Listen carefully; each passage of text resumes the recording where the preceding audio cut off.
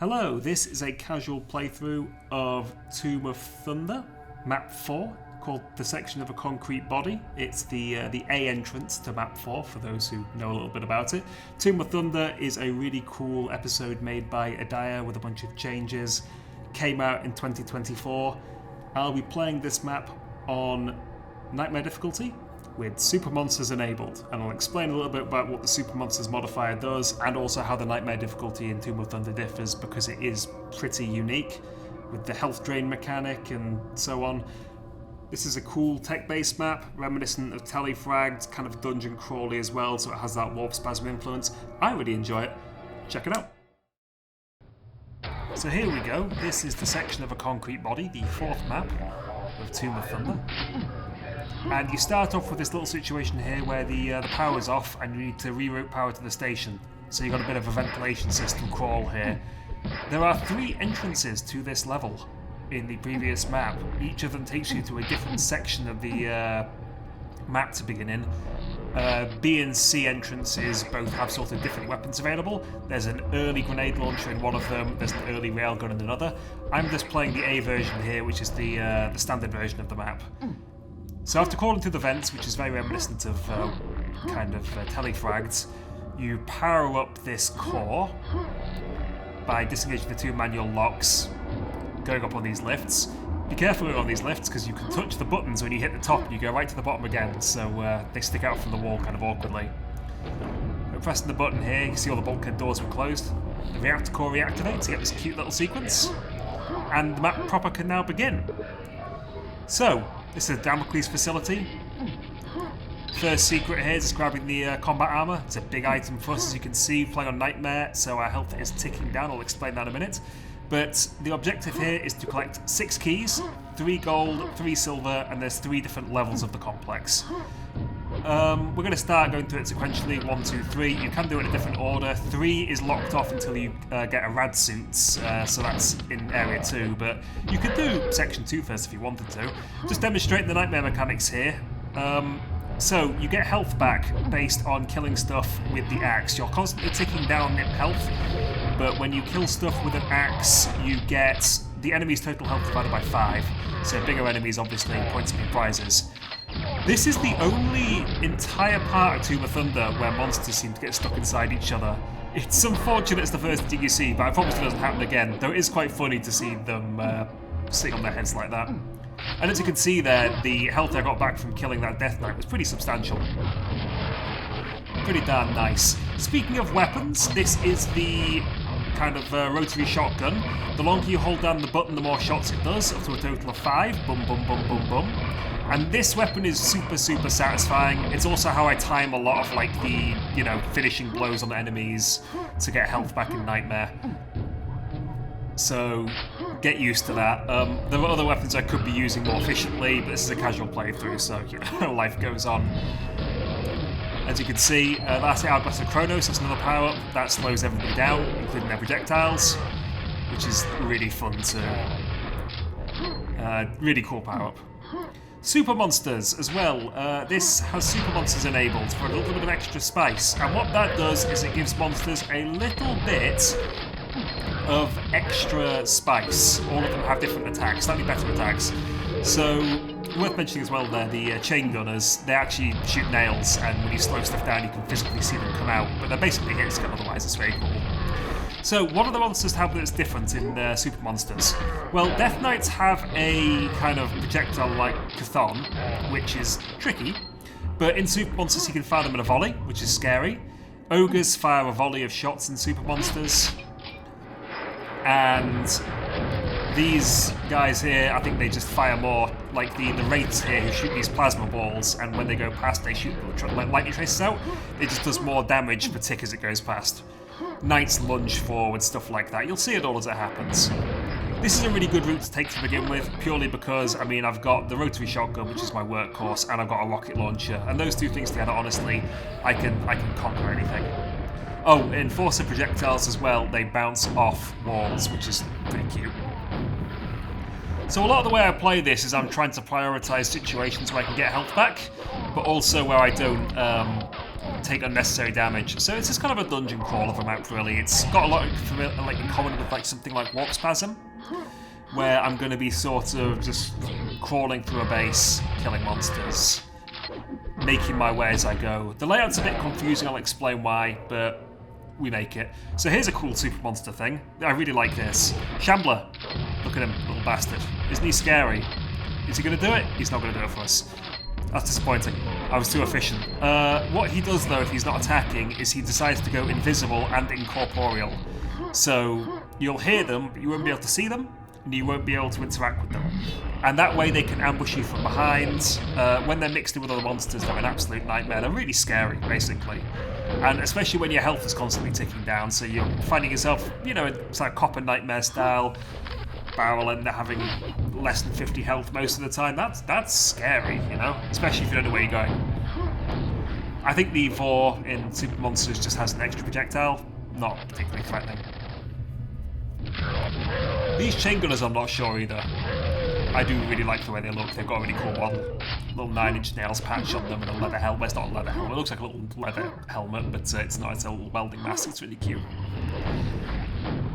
So, on each level of the map, there are 2 keys. We need all 6 to get to the core to be able to shut it down for story purposes. This is the first of our keys, a silver key. That was very unfortunate. What just happened there? That slows me down a bit.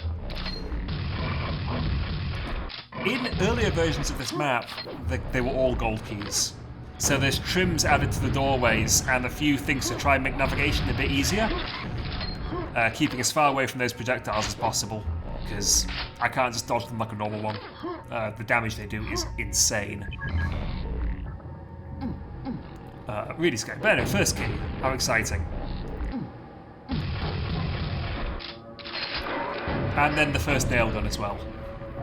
One thing you'll notice is, eagle-eyed of you probably noticed that I have 290 nails. This mod, backpacks, they go over the ammo cap, kind of like armor shards go over the ammo, the armor cap.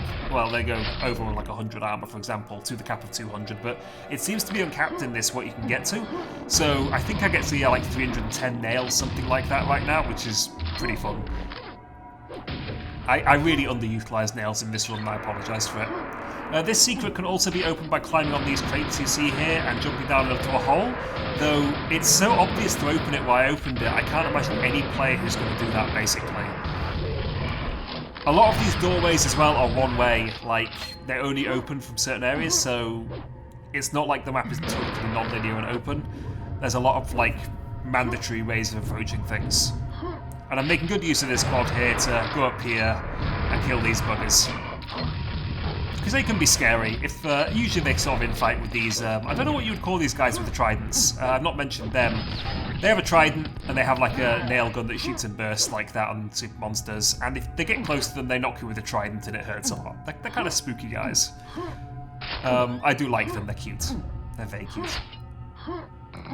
So I'm collecting health here for the gold key fight, which I'm about to enter, purely because I'm a scaredy cat.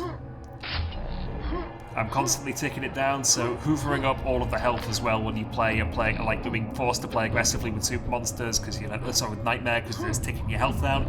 You want to hoover up the health as you go. It's super satisfying. I really like this. And this fight here, it locks you until you pick the key up. So your natural instinct in that fight is to back up. It's just like, you know, it releases a bunch of knights, the fiends, from all these angles. And if you do that, you will just die because you will get cornered. The best thing to do is to push forward and grab the key. That unlocks the door. You can then back out safely. You can do it just by staying in the room, but it's tricky. It's a little tricky. It's not for me. And there we go. Happy, happy days. 2 keys already out of 6. Now, there is a secret exit in this level as well, which we're going to be going to, which leads to the secret map. And let me tell you, it gets a little bit tricky trying to find that on a blind playthrough. I missed it. There's an illusory wall secret here. I missed one at the very top as well on purpose, because I'm going to use that for the final area. But this is level 2. Level 2 again has 2 keys. I kind of wanted these guys to... Usually I just walk around the corner and shoot them, but I kind of didn't have the presence of mind to this time. But they didn't filter up as fast as I wanted to, because usually if you do that, you don't spawn these guys in, and then you've got free reign just to kind of like spawn them in, they're inactive, shoot them in the back. which is nice. It's a lovely tech-based complex, this. So as you can see, I can take one or two paths. The little chevrons by the door, you know, it's just like it's a gold key. If you've collected that key, it will vanish as well, which helps if you get lost. So, you know, it goes, actually, there's nothing in this direction now. You've collected the key. But it still gets a little confusing, I won't lie. These maps in this set, they can, in places, be very hard to visually landmark yourself. Like, it's hard to find visual landmarks, especially because they're all enclosed. So, there's a lot of situations I found where I was like, okay, where do I go? Where do I go exactly with all the best intentions? Which isn't necessarily a problem, but this is one of those maps, some of these sets of levels where you will get a bit lost in them. Because they are quite open, the maps, they're not linear, so you don't have that constant, like, breadcrumb trail sometimes. We're just taking our time. We're just having a great time. Taking it easy. This is probably my favourite map. I also like the fifth map, which I can't remember the name of. Something about, what was it, like, still breathing carcass or something? I don't know what it is. But that has a final fight which is so incredibly hard to a point where it's basically random, especially on Super Monsters, where it's, you know, 45 minutes of gameplay to get to a fight where it's coin flip as fight or not. So we're not going to do that one yet, not yet anyway, but play this one instead. But I do like this tech-based thing. I do like it. It's got that kind of War Spasm vibe. It's got that kind of Telefrag vibe. Quake does dungeon crawl stuff really, really well.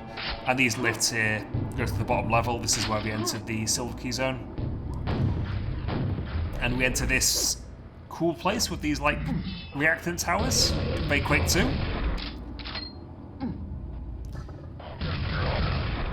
But whenever I see those textures in this game, I always think, of course, of Smaug Scythe and Smay 2, and I have a little smile to myself thinking, that really was the greatest map of all time. Smay 2 end. Okay, so here we go. This is a fun one, this. Railgun, one of the custom items, very cool, 6 cells. It can penetrate stuff, it's a bit janky, but it's really cool. Best way to deal with this grenade trap is just to stand here, the gate's open, away you go. There's actually 2 of those wraiths there, and I managed to kill both of them. Sometimes you only kill one, it's kind of awkward. You've got to watch out.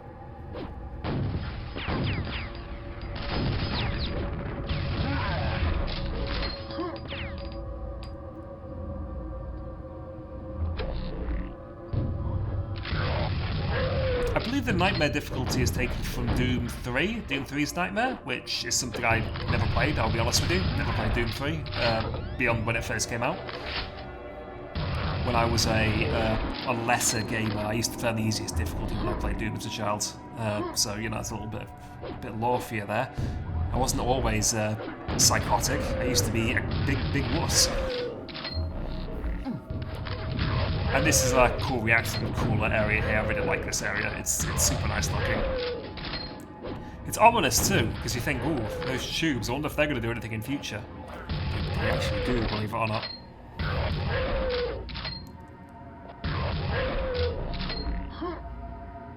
But this path here, Silver first, is the best way to go, because this unlocks everything. If you want to play the map in whatever order you like, go here first, then you can do any of the other keys in whatever sort of progression you like, because this is the one which leads to the area that opens up the level 3 rad suits. Good secret here. Kind of a gentle fight, honestly. It's just 2 scrags. Not particularly frightening, not particularly intimidating. But you get this combat armor. You can see that armor from the upper area, like through a grate on either side, so it's really tempting. So when you finally see it, it also opens up the division between the 2 to make it easy to traverse through the map, which is nice. You might also be tempted to use this suit and then going into the nukage to go through that vent. Don't do that, because then you won't have this suit for this traversal, and you will die, because it doesn't seem to respawn. You will softlock yourself. Use the suit for this.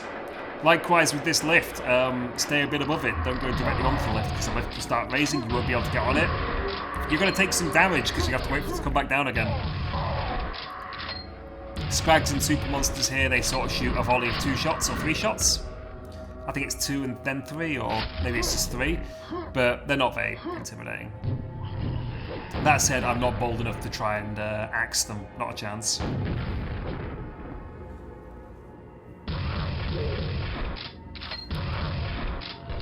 A lot of door camping from me here. I'm playing it lame, I'm playing it safe, and you just have to live with that, basically.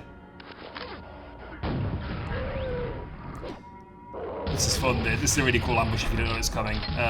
You get to see the shambler, and I think this guy's going to go invisible. Yeah, he goes. There he goes. He's gone invisible. So now I'm scared because I'm scared that he's going to go up the staircase and get behind me. So what I do is I stand at the doorway to prevent him from walking around the back of me because they tend to like, pop up like a jump scare you. I've had situations where I'm playing this where the guy came from behind, you know, he like went incorporeal. I wasn't controlling a doorway. He went behind me, and I was thinking, no, he's still in front of me somewhere.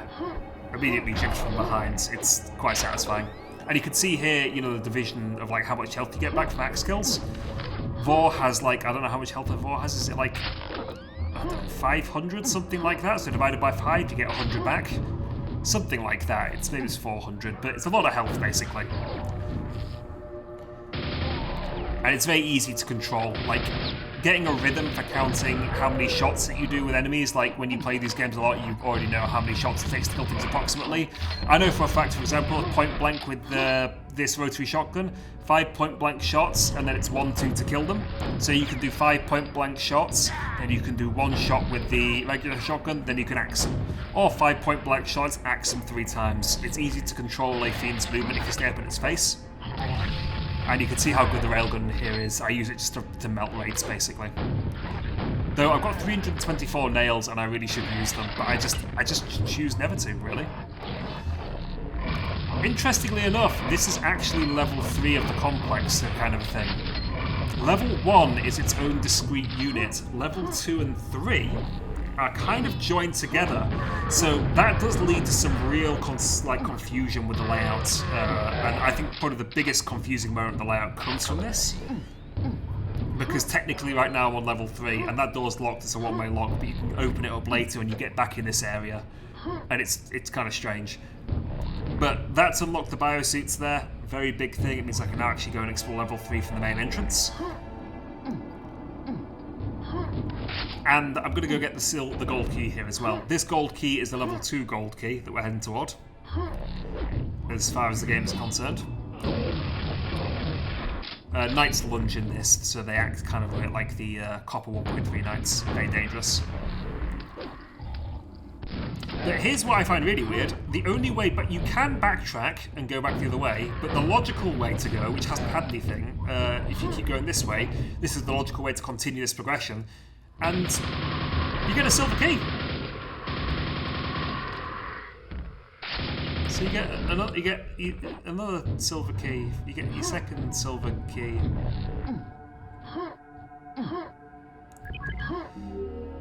Or your first silver key, rather. Basically you end up with 2 of your silver keys in this area. Oh no, I've got that confused. I was so confident when I was thinking about what I was going to say in my head about this one, but I've now forgotten how the map works. This is a great commentary. I really apologise for this. I don't have the wherewithal I used to have.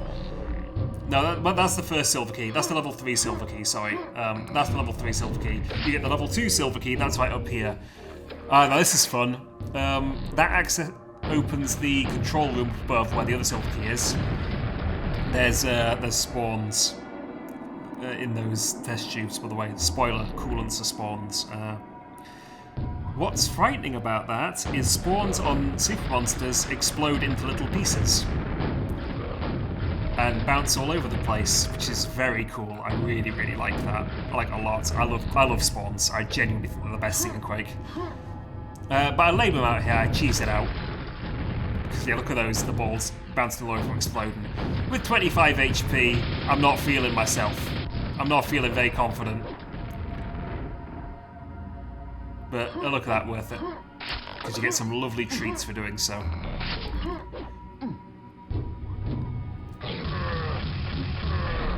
I believe there's another silver key in here. So... maybe?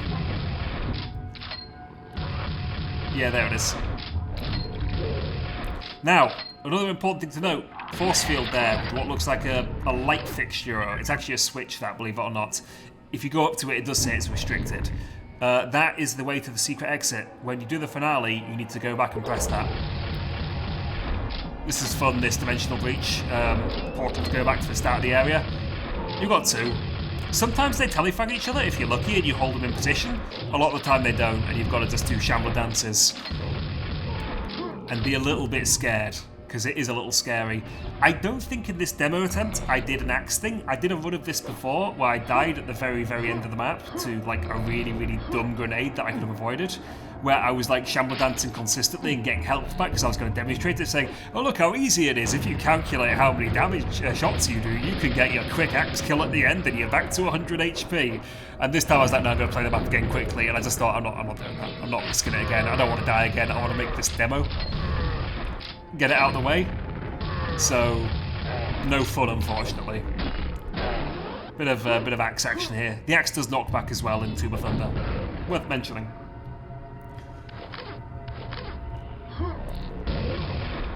You could bypass this entire section. You could have backtracked, gone through the grates that opened when you picked up the red armor. Wouldn't have had to this downstairs area if you want. I mean, I don't know why you would do that, but you could. There are many paths through the Daedalus facility, I believe it's called, which is a cool name. So, gold trim means we're going toward the gold key. How exciting. Wrapping around the same areas. There's kind of a symmetry to this as well on both sides. You've got the 3 chain gunners and you've got the Vor. This is where you could have backtracked, you could have bypassed all of that, just got into this area, lowered the lift without having to take the route round, I guess. I don't know why you would, but you can do it, that's the important thing.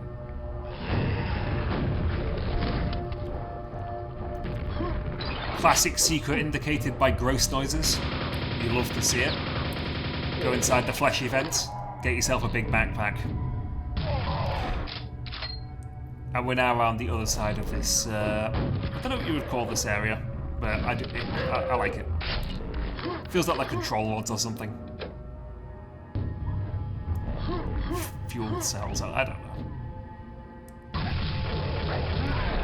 Now this is a scary area. So we have this bridge, which I got to do a U-turn around to loop to. There's a shambler on it somewhere. You come around this corner, surprise, you've got some fiends. If you stay too long down that end, the shambler's going to be invisible, he's going to get in there, he's going to sandwich you between the fiends, you're going to die. That happened to me before. So I end up with this situation here where I fail miserably to get the fiend to do what I want, and then he falls down. I was really pissed off about this. Not fun. And now I'm trying to bait out the shambler. Staircases obviously make it much harder for me to dodge because I lose control when I'm going down them. Look at that. Ooh, scary. That was really poorly judged on my part, but we made it. The reason why you can't just boldly go around the corner and camp it is because you've got 2 more of these spectral fiend bastards as well. So it's rough. Again, I don't know why I didn't bother doing any axing here. I was just playing too passively. But we're doing a bit of cleanup down here.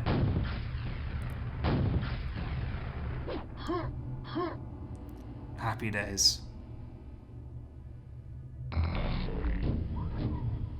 This is a really cool area, which I play in the lamest way possible. The laser grid intruder area. You can just walk straight down the middle of that, there's a gap in the lasers. But I prefer to jump rounds. Deactivating that gives you this. This thing makes this super easy, this room. Because otherwise, you've got so many projectiles coming from above raining down on super monsters, loads and loads and loads of grenades. You've got a fiend on the ground level. If you touch the bit with the warning, stripes, there's laser traps there. There's bouncing enforcer projectiles. There's one of those nasty flying guys up top. It's really a mess, this area, if you don't do it properly. See, look at that. Look how much damage that does. That is scary. Those things can wreck your day. Oh dear. And I handle this really, really poorly. Usually when I do this room, I just bound in here with the hourglass and I kill everything. But this time I was playing passive because I didn't want to die. I wanted to get a demo made quickly because I'm doing a casual thing, not a speed run, and you end up with this kind of lame playthrough here where I gently wander about. I go pick up my health kit, which is going to vanish in about 15 seconds, but I'm going to pick it up anyway, because why not? Brings it up to 25 at least. Is it already gone? Look at that. 2 shamblers here, easy to control them. You just want to you want to kill one of them as soon as possible. The closer you get to them, the less likely they are to do this thing where they go invisible. So just stay in there, keep melee baiting them, because that seems to be the main thing they want to do with their II, is just hit you over and over. Interestingly though, they can shoot lightning at you once they've cloaked. There's like, I don't know what it is, but it can happen. They'll cloak and then they'll like shoot a lightning bolt because they decide to cloak. I don't know, like they change their mind or something. It's really terrifying when that happens. It feels a bit cheap, but it happens, you know. Life goes on. And there we are, it's level 2 now fully cleared. Exciting stuff. Down to the final level, you can see there's only a gold key left because we collected the silver earlier. This level is confusing. Really confusing. Again, this is lame play, which I didn't need to do. I could have gone and picked the chain gun up. The chain gun is something which is really, really good in this mod as well, like the shotgun. It has a wind up and wind down, but you can refire while it's spinning down, which is very cool. So you can just spin it back up again, and it's very satisfying to use as well. Don't need that, I'm just looking at it. Yeah, this area here is very confusing. This is where the majority of people seem to get lost. That's where I got lost as well. Especially finding your way out of this area. It's very easy to forget about this stairwell around this corner.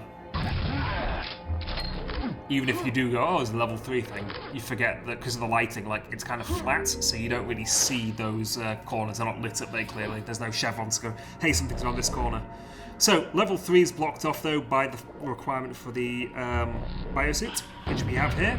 We'll go to level 2 and unlock that. Going up there and killing those 2 scrags, really important for 100%, otherwise they never become active. And interestingly, this is a really cool little fight. It's quite scary. This can be dangerous, but it works alright. I still take damage just foolishly. The little tube behind me here, this is where I think the B entrance to the map starts. You get a nice early railgun.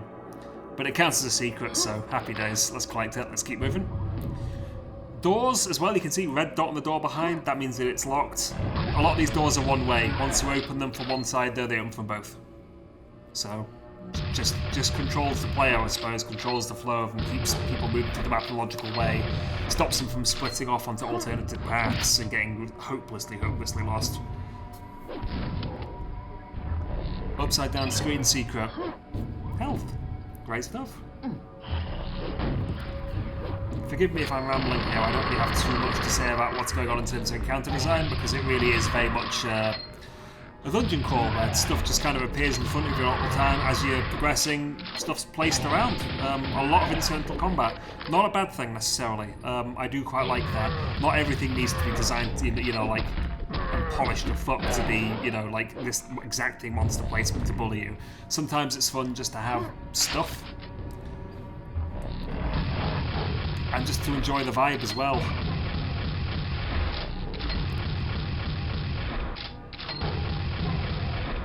And you can tell that, you know, it's relatively easy on the combat side because I keep these armors for a long, long time. The majority of what I'm doing is just controlling the managed decline of Nightmare difficulty's health. Gently sort of draining out of my body. We'll be coming back here later. There is a secret in the nukage, which I do not have the health to collect now. Well, I do have the health to collect now, but I want to use it for the gold key fight urgently. It increases my survivability substantially. So we'll be back here when we clear the rest of the map out. Or at least should I say the rest of this level out.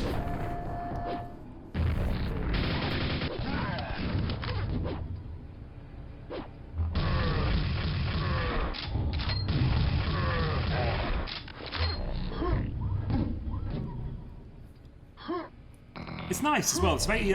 This map has it's got a lot of savey areas and issues with sort of landmarking, but the general construction of stuff in this set is really nice. There's a lot of really cool ideas in this set. And it's just a really nice looking sort of tech-based complex, concrete tech-based kind of complex. I really like this place. I like the music too. The soundtrack for this set is really cool. Did a morph do it? Potentially, I can't remember. I probably should have looked that up before I started it. Hey, what can you do? That guy's cheeky as fuck. He can peg you from behind with his nasty balls.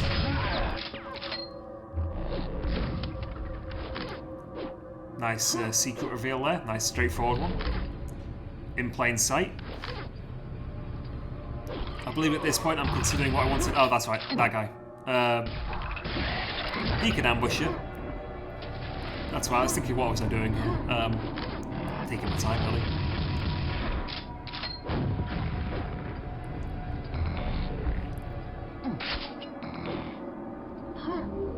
Happy days. Alright, environment suit. There's got to be a good use for it, right? There is. It's this secret entrance here. This opens like a one-way up a one-way door. It's really good for navigating the map, and it's vital to come here for the secret exit, because the secret exit is found just to the left here by the quad. It only opens, however, when you press that switch that we saw in the control room on level 2 when we trigger the end of the map. So we'll be back here. But a lovely quad run here. Bit of cheeky quad action. I don't play as fast as I could have. There's a lot more I could have done with this quad, but I took my time. So I should be charged about 100 miles an hour here. I should push straight down the middle here. I should like hide in this corner. But we get a good enough use out of the quad.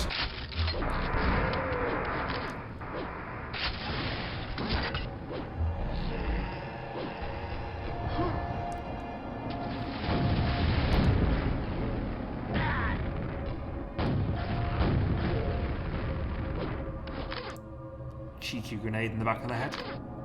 Always unkind.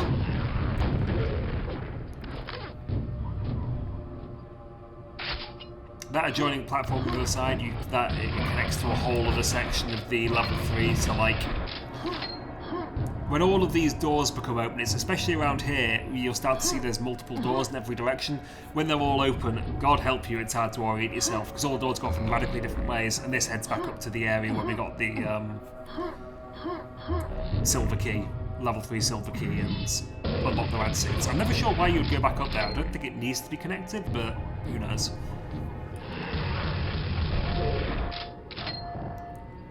I really have an unhealthy fixation on this shotgun. I think it's probably just a little bit too good. Maybe it should do one less shot. Maybe it should do 4 instead of 5, because it just feels so insanely powerful. You can get right up in an ogre's face and kill it in one burst, which is immensely satisfying.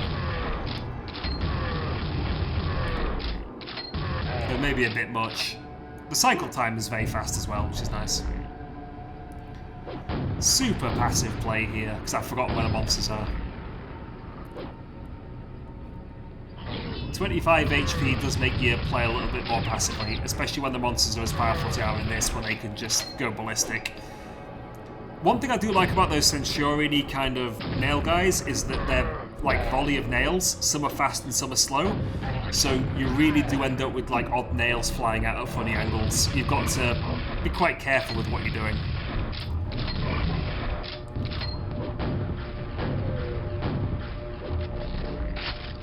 So many nails on my end still I've got, and so many plasma shots too. I really could have taken advantage of them more, but I just kind of stuck to my workhorse weapon, which is always a weakness when you're playing games. If you want to play them fast, you need to think about efficient weapon usage, but for me, I'm the kind of guy who just likes to hold on to certain things if I can. I'm a hoarder, a resource hoarder. Unnecessarily so. That room you can get to from somewhere else, so I realised that and decided to go the other way. Oh, this is unfortunate. This is a secret here. It's supposed to raise a quad on a little plinth in the middle of the room, but the quad falls to the floor. That'll probably be fixed in a patch one day, maybe, but no quad for me, because that would make this a lot cooler to play aggressively. I could have do some cooler. I could have done a much more interesting route with that, but yeah, life goes on. Cheeky. That, look at that, 3 HP. How fast he is too. Nasty, nasty piece of work. And we decide at this point, okay, let's back it up. Let's go to the other secret over here, which you can see from down below. The red lighting gives it away. Smash the vent. Lovely mega health. Ready for it to tick down again once more. Still reminded from the lower level where I upset the Vor. And these doors here are the exit. Going into that room, the staircases at the sides, which are kind of hard to see, those take you out of this area. And let me tell you, I had so much trouble doing that, finding those when I was playing on stream. I think I wandered about this ground floor area in big loops going, I don't get it, where do I go? I don't get it, oh no, I don't know what I'm doing, oh no, it's embarrassing to watch. But I believe that's a general point of contention with people getting a little bit lost. This is the area to get lost in. Because it is pretty vast and it twists and turns. It's hard to kind of orient yourself in the space. Quake in general has a bit of a problem where with Doom you've got an auto map. People complain about getting lost in Doom maps a lot, but you've got an auto map in Doom which gives you a pretty decent idea of where you roughly are, at least when it comes to like cardinal directions. You have no such thing in Quake. You have no idea if you're in the middle of the map, if you're in the edges of the map, if you're going north or if you're going south. You can easily get turned around and have no idea where you're going. So, now we finally take this pence because we're going to use it for the gold key fights, purely because the gold key fight is mean as heck. Use this, we can go up this staircase. And look at that, the gold key is there. I don't think you could go straight to this. I think there was a one-way door, so you have to go all the way around. So I couldn't have grabbed it earlier and done all this sooner. Look at that lovely easy fight with the pen, and then I hit him, I get the extra health, because there's a shambler up here who can insta-kill you if you're on 25 HP. If I was on 25 HP there, I'd be dead. But thankfully I got an axe kill, so we're fine. And the Mega would have been there from earlier in the map if I had so left it, but I didn't. Because there are now no monsters left until the finale. None at all. And this is where you've got to make your way back. The way to make your way back, of course, is don't follow the path that's there. It takes you on the completely wrong direction. Backtrack, go through this doorway, end up in here, and then go through these shrouded in shadow stairwells, which you may have forgotten about. And then you can climb all the way back up to the top of the complex and etc. to get to that key area. It's not too bad, honestly. It took me a little bit of time to get used to this and learn it, but it did take me some time to actually figure the layout out, I will be honest with you. It's not something on a first playthrough you're going to get. I don't think. And now, the good bit. I saved these health kits specifically for this. You get access to the control room to try and shut the reactor down, control the anomaly. Nope. Not a chance, buddy. Now, this is a reactor meltdown sequence. You have 2 minutes to escape the facility or to hit the secret switch and get to the secret exit. Having health here, I do specifically because I didn't the first time, and one of these grenades from these ogres killed me, and I was just like, oh, what a shame. There's one secret we haven't collected yet, we're going to go get now. I left as well, just to be absolutely safe. It's all about minimising risk. It does repopulate the path to the exit with breadcrumbs. It also tells you it's on level 2, so it's kind of hard to miss it because all roads do lead to the exit. But getting to the secret exit, on the other hand, that without knowledge is scary. But I made little routes, I learned it, and I did it. 2 minutes, sorry, 3 minutes you got. I think you got 3 minutes for a meltdown. That's plenty of time. What is it, 2? It's actually plenty of time, though. I mean, I'd make it in ample time. Again, look how I don't use the chain gun. I have so much ammo for it. I could just be chain gunning everything here, and I just don't for some reason. It's the one weakness of this demo. You could easily cut this down probably to 30 minutes if you play hyper aggressive, but here's the normal exit, the main exit. Nice little fuck you ending there. Got some shamblers. Just stand in this doorway. Wait for them to jump scare you. It takes 3 railgun shots, so 18 cells to kill them. But since we're heading toward the secret exit, we need to go to that control room. You can also set these lifts so they're just ready to go if you want to, if you're feeling a bit anxious about time. But I didn't bother. Because I remember their positions. So coming around here, you can finally touch this wonderful blue button. Access to restricted areas granted. Go through this portal, it takes you back to the start level 2, and then we can just start a nice leisurely path down to the exit, which is really, really fast to get to if you know where you're going. If you head off in the wrong direction, though, you won't find it.